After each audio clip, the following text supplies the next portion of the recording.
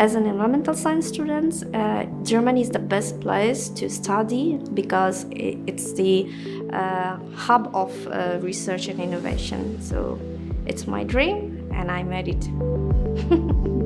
I am Sifat. I came from Bangladesh.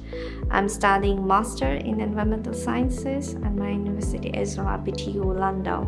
It is really special to me because I have a lot of chance to work with environmental some topics in the laboratory, in the field. It's really big and I have a lot of areas to go. Landau is a hub of for working with a background in environmental science because there are some companies out there in Landau and surrounding Landau. As an RPTU student, there are so much opportunities for students to work as a HIVI and also as a student assistant. So I'm working in a PhD project. So we are, accessing the flood impacts on the emerging insects. I really feel honored to be a part of the team.